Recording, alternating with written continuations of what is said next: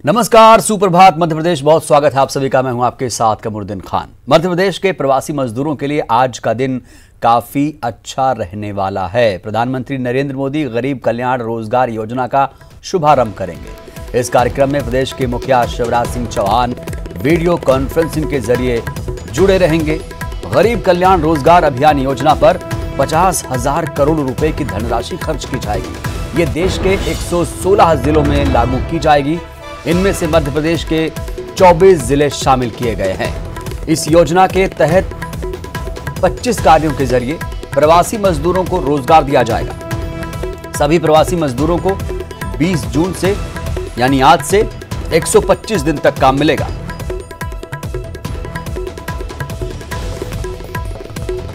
तो एक बड़ी योजना उन मजदूरों के लिए, प्रवासी मजदूरों के लिए जो कहीं काम कर रहे थे, लॉकडाउन के बाद अपने घर लौटे हैं, और उनके लिए सरकार ने एक बड़ी पहल, एक बड़ी कोशिश शुरू की है।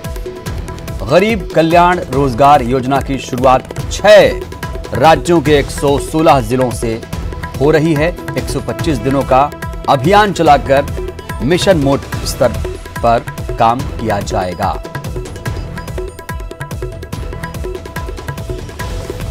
इधर मुख्यमंत्री शिवराज सिंह के आज क्या क्या कार्यक्रम हैं आपको बता देते हैं जल्दी से। 11 बजे गरीब कल्याण रोजगार अभियान में वो शामिल होंगे। पीएम मोदी शुभारंभ करेंगे इस अभियान का। और 12 बजे आत्मनिर्भर भारत के संबंध में केंद्र सरकार के साथ बैठक है।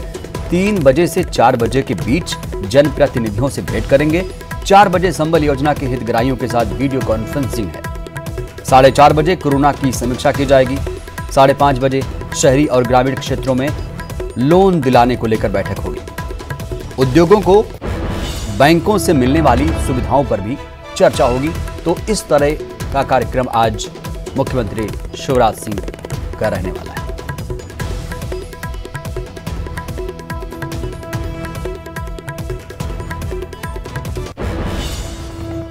और राजधानी भोपाल में स्वास्थ्य सर्वे की शुरुआत आज से हो रही है। 2 दिवसीय स्वास्थ्य सर्वे अभियान की शुरुआत हो रही है। 4 से 5 लाख लोगों का स्वास्थ्य सर्वे होगा। 500 टीमों के 1500 कर्मचारी अभियान में शामिल होंगे।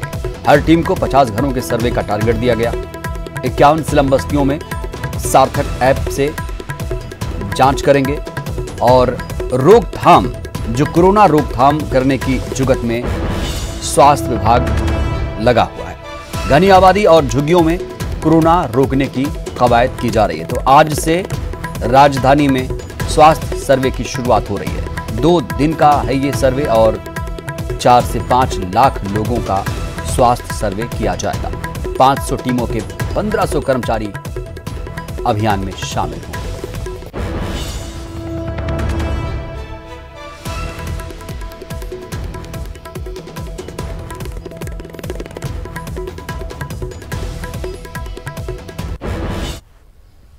और खबरधार से जहां 4 नवजात बच्चों की मौत हो गई, एक ही दिन में 4 बच्चों की मौत हो गई।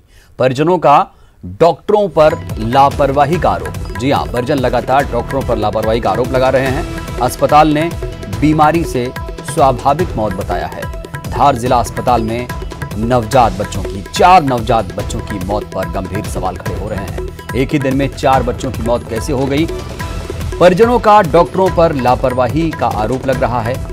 और जिन भी माँ बाप ने अपने नवजात बच्चों को खोया है, वो डॉक्टरों पर गुस्सा हैं। सरकार, जो सरकारी अस्पताल है, जिला अस्पताल है, उस पर गुस्सा है। तो धार से बड़ी खबर आपको बता रहे हैं, जहां पर 4 नवजात बच्चों की मौत हो गई। धार जिला अस्पताल से खबर है, जहां पर एक ही दिन में 4 बच्चों की मौत की खबर है। और इसको लेकर परिजनों ने डॉक्टरों पर लापरवाही का आरोप लगाया है। हालांकि अस्पताल इसे खारिज कर रहा है। इस आरोप को अस्पताल ने बीमारी से स्वाभाविक मौत बताया है। और अब बात कोरोना की। इंदौर में कोरोना कम नहीं हो रहा। 24 घंटे में 1768 सैंपल की जांच हुई है। 42 नए कोरोना मरीज सामने आए हैं। अब कुल पॉजिटिव मरीजों की संख्या 4288 पहुंच चुकी है। अब तक 3168 मरीज ठीक होकर घर लौटे हैं। 24 घंटे में 4 मरीजों की मौत की पुष्टि हुई है। अब तक कोरोना से 193 मरीजों की मौत हुई है। 927 मरीजों का इंदौर में इलाज चल रहा है।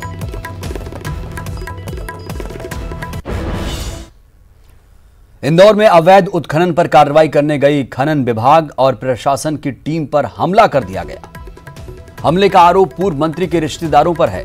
दरअसल तेजाजी नगर थाना इलाके में चिनार हिल्स के पास खनन अधिकारी और पुलिस की टीम कार्रवाई करने पहुंची थी, जहां यह हमला किया गया। पुलिस ने कुल 20 लोगों के खिलाफ सरकारी काम में बाधा और सरकारी संपत्ति के नुकसान की धाराओं समेत अन्य धाराओं में गंभीर धाराओं में केस दर्ज कर लिया है। क्षेत्र में जो है एक पुलिस और प्रशासन के सहयोग से एक संयुक्त कार्रवाई की जा रही थी। इसी घटनाक्रम के दौरान जो है टीम के लौटते समय जो है और कुछ व्यक्तियों के द्वारा जो है इसमें एक गाड़ी का शीशा पत्थर के द्वारा तोड़ा गया है और उन दोनों के विरुद्ध और अन्य आदमियों के विरुद्ध जो भी उसमें आरोपी हैं उन सभी के विरुद्ध जो है FIR दर्ज। विधायक जीतू पटवारी के परिजनों के खिलाफ अवैध उत्खनन के मामले में लापरवाही बरतने पर जिला खनिज अधिकारी प्रदीप खन्ना का ट्रांसफर कर दिया गया। उन्हें तत्काल प्रभाव से श्योपुर भेज दिया गया। आपको बता दें कि अवैध उत्खनन रोकने गई खनिज और प्रशासन की टीम पर जीतू पटवारी के रिश्तेदारों ने हमला किया था। मामले में 20 लोगों के खिलाफ केस दर्ज किया गया है।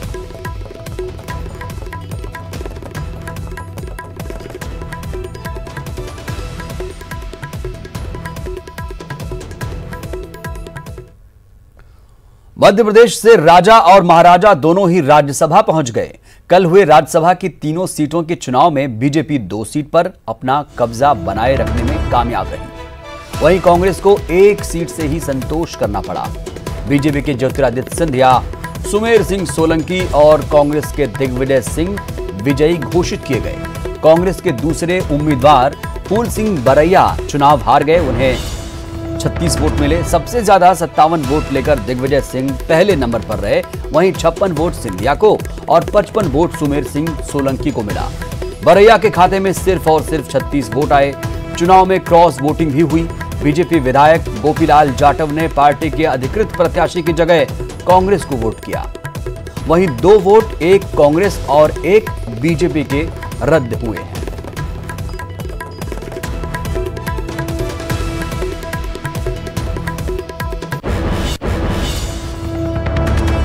राज्यसभा सांसद चुने गए ज्योतिरादित्य सिंधिया और सुमेर सिंह सोलंकी को मध्य प्रदेश के खाद्य एवं नागरिक आपूर्ति मंत्री गोविंद सिंह राजपूत शुभकामनाएं दे रहे हैं और केंद्रीय नेतृत्व का आभार जताया।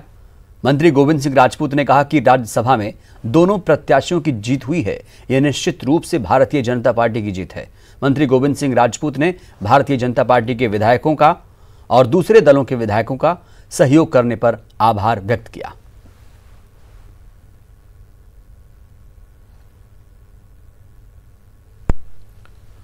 डॉक्टर सुमेर सिंह सोलंकी के राज्यसभा सांसद निर्वाचित होने के बाद उनके परिवार ने खुशी का इजहार किया। उनकी पत्नी ने कहा कि वह युवाओं को हमेशा स्वामी विवेकानंद के आदर्शों पर चलने की सलाह देते हैं। वहीं उनकी बेटी ने कहा कि उनके पिता हमेशा उनसे विपरीत परिस्थितियों से जूझने की बात कहते हैं।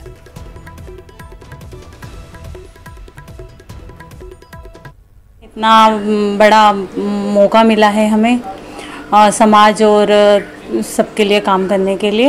हमें बहुत खुशी हो रही है कि हमारे पापा भारत का प्रतिनिधित्व करेंगे, प्रदेश का प्रतिनिधित्व करेंगे और ये एक ज़िले के लिए भी बहुत बड़ी बात है कि वो सबकी सेवा करना चाहते थे शुरू से और अब उन्हें एक अच्छा प्लेटफॉर्म मिला है कि वो सबकी सेवा कर सके। तो राज्यसभा चुनाव के बाद उपचुनाव की भी तैयारी शुरू हो चुकी है। भोपाल में कांग्रेस विधायक दल की बैठक हुई है और कांग्रेस विधायक दल की बैठक में विधायकों को कई जानकारियां दी गई हैं। 24 सीटों पर सभी कांग्रेस विधायकों को जानकारी और जिम्मेदारी दी गई है। क्षेत्रीय और जातिगत समीकरणों के हिसाब से जिम्मेदारी तय की गई। 1.5 साल की कांग्रेस सरकार की उपलब्धियों का बखान भी करेंगे ये लोग और पूर्व मंत्री तरुण भनोत का भी बयान सामने आया। 15 महीने के कार्यकाल के बारे में जनता के सामने पक्ष रखेंगे। कांग्रेस संगठन का हर कार्यकर्ता उपचुनाव में काम करेगा।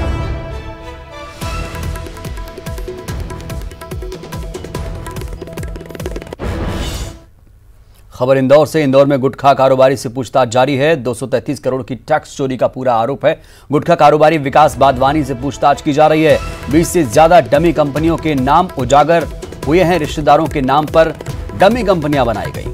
कंपनियों के नाम से टैक्स चोरी होती थी। बादवानी ने सांस की तकलीफ बताई है मेडिकल जांच में, हालांकि वो सेहतमंद पाए गए। 233 करोड़ की टैक्स चोरी का ये पूरा आरोप है। इंदौर से बड़ी खबर आपको बता रहे हैं। गुटखा कारोबारी विकास बादवानी से पूछताछ की जा रही है। बड़े बड़े खुलासे हो रहे हैं। 20 से ज्यादा डमी कंपनियों के नाम भी उजागर हुए हैं। खबर भिंड से, जहां पर भिंड पुलिस को बड़ी सफलता हाथ लगी। अपहृत कथावाचक को फिलहाल आजाद करा लिया गया। ग्वालियर के शताब्दीपुरम से मुक्त कराया गया। मौके पर भारी पुलिस बल भी मौजूद रहा। बदमाशों ने, आपको याद दिला दें कि जब अपहरण किया था तो उस वक्त फोन करके 30 लाख की फिरौती मांगी थी। कथा कराने के बहाने इन लोगों ने कथावाचक का अपहरण किया था।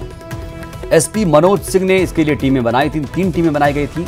एएसपी संजीव कंचन के नेतृत्व में ये टीमें बनाई गई थी और आखिरकार अब कथावाचक को सकुशल बरामद कर लिया गया।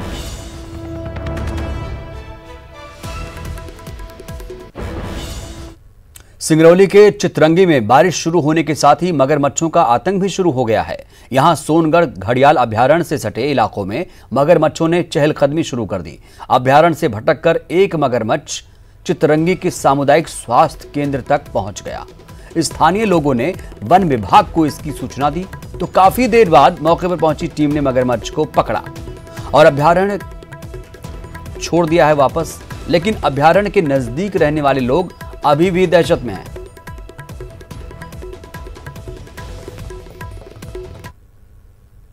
सिवनी के घनसौर सिविल अस्पताल में स्वास्थ्य विभाग की बड़ी मनमानी नजर आई है। दरअसल अस्पताल के कोविड वार्ड में उस समय ताला लटका मिला जब इलाके के 4 संदिग्ध मरीज आइसोलेटेड होने के लिए पहुंच गए। कोविड वार्ड में ताला लगा होने के कारण यह मरीज अस्पताल परिसर में अन्य मरीजों के संपर्क में भी रहे। अस्पताल के ड्यूटी डॉक्टर ने बताया कि बीएमओ ने कोविड वार्ड में ताला लगाकर चाबी अपने पास रख ली है। उनका दिल्ली से हिस्ट्री थी जाने की और उनके साथ में जो किंद्रई आए हैं लोग दिल्ली से, गुड़गांव से, तो उसके बाद ये किसी ऑटो से आए हैं। तो उसके बाद हमने पूरा हिस्ट्री निकाल के उनका और उनको आइसोलेशन की सलाह दिए हैं। बट आइसोलेशन वार्ड की अभी चाबी ना होने के कारण उनको एक तरफ अभी बिठाने की हिदायत दी गई, उनको समझाइश दी गई कि आपको किसी के संपर्क में नहीं आना है। बुलेटिन में वक्त एक छोटे से ब्रेक का। रायपुर से बड़ी खबर, जहां पर छत्तीसगढ़ में कोरोना का कहर लगातार जारी है। राज्य में कोरोना पीड़ितों की जो संख्या है 2000 पार पहुंच चुकी है। बीते 24 घंटे में 72 नए कोरोना पॉजिटिव मरीज मिले। जांजगीर चांपा में आपको बता दें 18, सरगुजा में 17, रायपुर से 9 कोरोना पॉजिटिव मिले हैं। बलौदाबाजार में 8, जशपुर में 6, मुंगेली से 4 कोरोना पॉजिटिव मिले हैं। राजनांदगांव की बात करें तो 3 यहां पर, बिलासपुर में 2, बालोद से 2 कोरोना पॉजिटिव मिले हैं। दुर्ग में 1, कोरिया में 1, बलरामपुर से भी 1 नए मरीज मिलने की खबर है। 103 मरीज ठीक होकर अस्पताल से डिस्चार्ज हुए हैं। कुल कोरोना मरीजों की संख्या 2020 पहुंच चुकी है। छत्तीसगढ़ में अब एक्टिव मरीजों की जो संख्या है 703 हो चुकी है।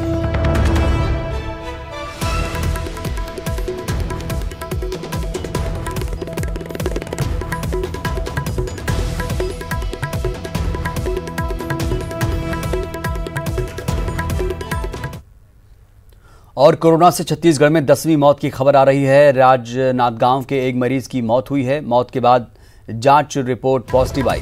प्रदेश में कोरोना एक्टिव मरीजों की संख्या 703 है और राजनांदगांव के एक मरीज की मौत हुई है।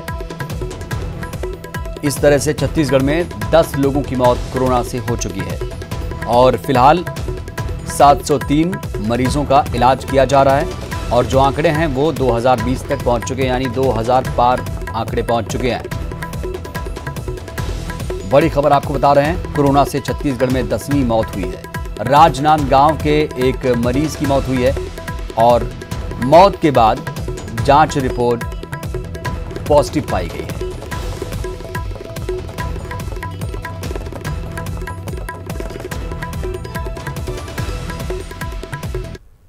राजनांदगांव से खबर यह है कि पुलिस जवान ने पत्नी को गोली मार दी।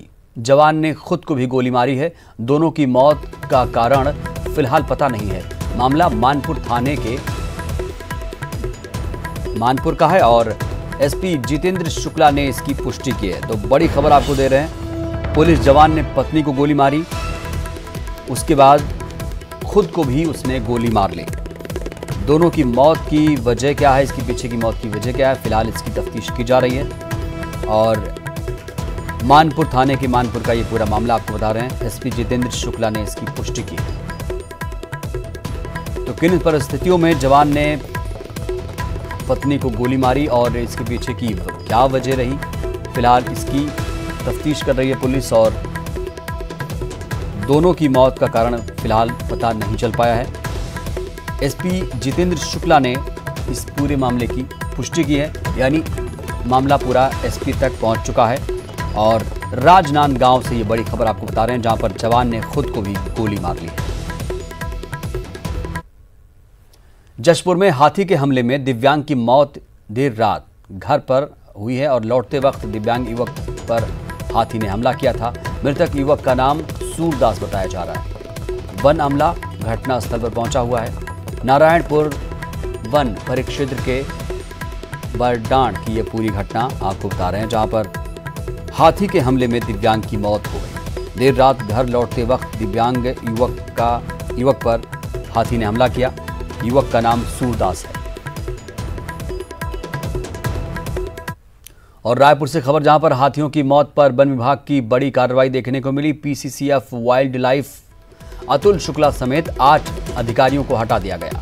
सीएम भूपेश बघेल की नाराजगी के बाद ये बड़ी कार्रवाई देखने को मिली है। नरसिंह राव बने हैं PCCF wild life. DFO Korea Rajesh Kumar Chandele, DFO धर्म जयगढ़ प्रियंका पांडे हटाए गए। मनी वासगन को डीएफओ धर्म जयगढ़ बनाया गया। गणवीर धमशील को पेशकाल का डीएफओ बनाया गया है। 6 हाथियों की मौत के बाद वन विभाग में बड़ा फेरबदल देखने को मिला है और ऐसा हुआ मुख्यमंत्री भूपेश बघेल की नाराजगी के बाद एक बड़ी कार्रवाई देखने को मिली, जहां पर PCCF wild life Atul Shukla समेत 8 अधिकारियों को हटा दिया गया। हाथियों की मौत पर वन विभाग की ये बड़ी कार्रवाई देखने को मिल रही है।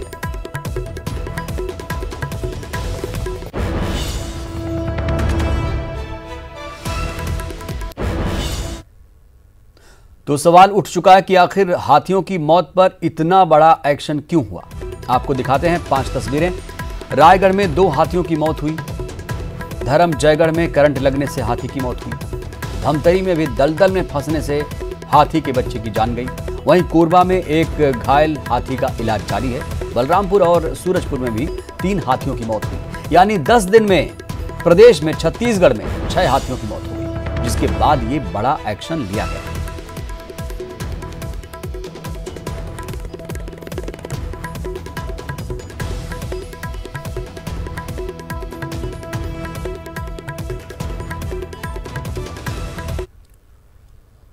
मानसून में राजधानी रायपुर में जलभराव की स्थिति से बचने के लिए नगर निगम ने तमाम तैयारियों का दावा किया है।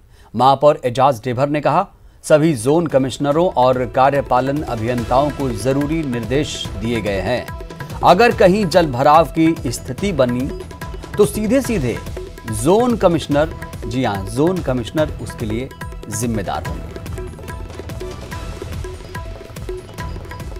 जल भराव की स्थिति होती है 20 से 25 जगह, वहां पर अभी से मोटर और जो उसकी व्यवस्था है वहां के पार्षद से पूछकर, वहां पर स्थानीय लोगों से पूछकर, एक तो वहां पर यह व्यवस्था पहले से ही कर दिया जाए। दूसरा, वहां पर जब जल भराव की स्थिति आएगी या बाढ़ की स्थिति आएगी या पानी भरने की स्थिति आएगी तो कोई भी कर्मचारी अपना मोबाइल कंटिन्यू उस समय अपना कंटिन्यू चालू रखेगा। जिस तरीके से हमने शहर के नालों और नलियों को जिस तरीके से हमने साफ कराया है, जो कभी 30 साल 35 साल से साफ नहीं हुए थे, उसको साफ कराया, तो मुझे ऐसा लगता है कि इस बार कहीं पर भी जल भराव की स्थिति मुझे नहीं लगता देखने को मिलेगी। और यदि अगर ऐसा कहीं जगह होता है तो हमारी जो नगर निगम की टीम है वो पूरी तरीके से मुस्तैद रहेगी और जैसे ही जल भरेगा वैसे ही तुरंत पानी को निकाल दिया जाएगा। छत्तीसगढ़ के ज्यादातर हिस्सों में आज बारिश हो सकती है। मौसम विभाग के मुताबिक पाकिस्तान से असम तक बनी द्रोणिका के चलते छत्तीसगढ़ के कई हिस्सों में भारी बारिश हो सकती है।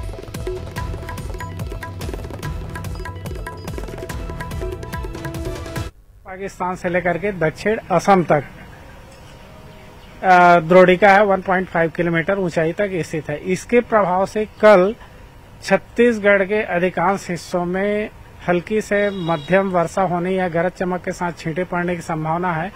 एक दो स्थानों पर भारी से अति भारी वर्षा भी होने के चांसेस है। जो भारी बारिश के क्षेत्र है वो मुख्य रूप से नॉर्थ छत्तीसगढ़ और पूर्वी भाग होंगे, साथ ही सरगुजा डिवीजन रहेंगे।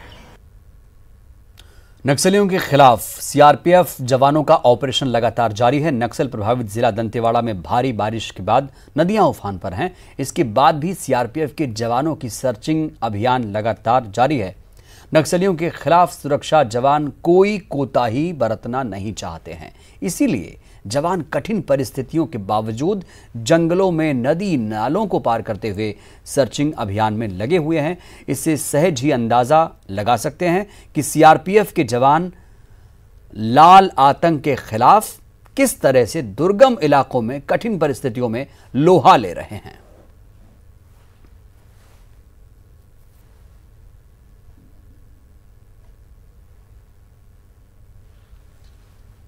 वैश्विक महामारी कोरोना से पूरी दुनिया जूझ रही है। इस बीमारी से बस्तर का लाल आतंक भी अछूता नहीं।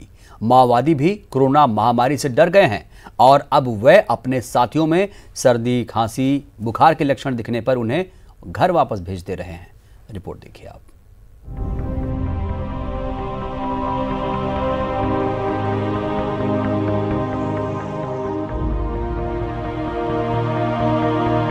पीपीई किट पहनकर डॉक्टर जिस महिला की जांच कर रहा है वो कोई सामान्य महिला नहीं है। वो माओवादी संगठन की मिलिट्री बटालियन की प्लाटून में काम करने वाली सुमित्रा है। सुमित्रा को सर्दी और बुखार हो गया तो नक्सलियों ने उसे घर भेज दिया। जी हाँ, सुमित्रा अकेली नहीं है। उस जैसे और कई नक्सली अब घर भेजे जा रहे हैं क्योंकि नक्सली संगठन कोरोना महामारी से डर गया है। वह सर्दी, जुकाम और बुखार जैसे लक्षण दिखने वाले नक्सलियों को घर वापस भेज दे रहे हैं। बहरहाल बस्तर रेंज के आईजीपी सुंदरराज बताते हैं कि सुमित्रा को क्वारंटीन किया गया है और उसकी रिपोर्ट का इंतजार किया जा रहा है।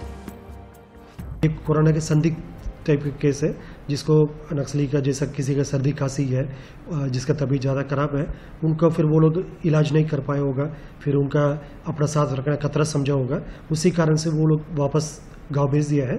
उन लोग का हम ट्रेस आउट कर रहे हैं। अभी तो ये एक सुमित्रा का प्रकरण सामने है तो उसका अपन लेकर उनका मेडिकल चेकअप और बाकी आगे की इलाज वगैरह के लिए जो कार्रवाई है उसका हम करेगा। बाकी और भी यदि कोई ट्रेस आउट होगा उनको भी हम इस प्रकार वापस लेकर मेडिकल एग्जामिनेशन वगैरह कर अग्रिम कार्रवाई करेंगे। एक तरफ जहां कोरोना देश दुनिया के लिए मुसीबत बना है तो दूसरी ओर बस्तर में कोरोना सुरक्षा एजेंसियों के लिए किसी न किसी बहाने मददगार बना है। सुमित्रा से जो जानकारी पुलिस को मिली है उससे सुरक्षा एजेंसियों को माओवादियों के अंदरूनी हालात जानने में काफी मदद मिलेगी। विनोद कुशवाहा, न्यूज़ 18, जगदलपुर। कोरबा में कोविड-19 हॉस्पिटल से शुक्रवार को फिर 47 मरीजों को डिस्चार्ज किया गया। हॉस्पिटल स्टाफ ने ताली बजाकर ठीक हुए मरीजों का हौसला बढ़ाया। कोरोना संक्रमण की रिपोर्ट आने के बाद सभी का इलाज कोविड-19 हॉस्पिटल में चल रहा था। कोरोना संक्रमण का इलाज के बाद स्वस्थ हुए मरीजों में 13 जशपुर और 34 कोरबा के।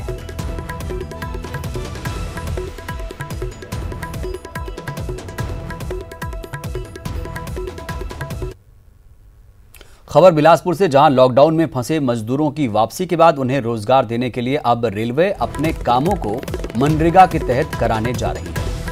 इसके लिए रेलवे बोर्ड ने सभी जोनल के साथ दक्षिण पूर्व मध्य रेलवे जोन और बिलासपुर, रायपुर, नागपुर तीनों डिवीजन के अफसरों को आदेशित किया है ताकि मजदूर दूसरे राज्यों में पलायन न कर सके।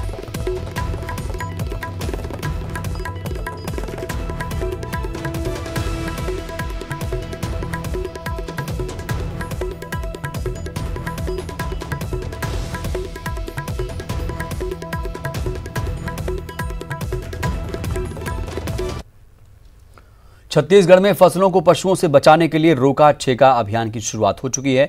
यह अभियान खरीफ फसलों को बचाने के लिए शुरू किया गया है, जिसकी शुरुआत शुक्रवार से हुई। आप अपनी टीवी स्क्रीन पर दुर्ग, महासमुंद और कांकेर की तस्वीरें देख रहे हैं।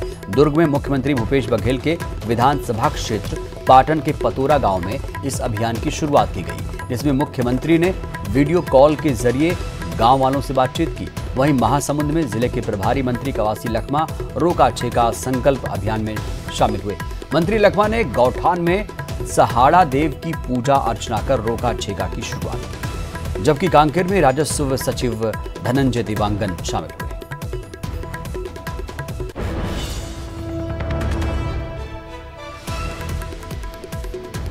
बुलेटिन में इतना ही। नमस्कार।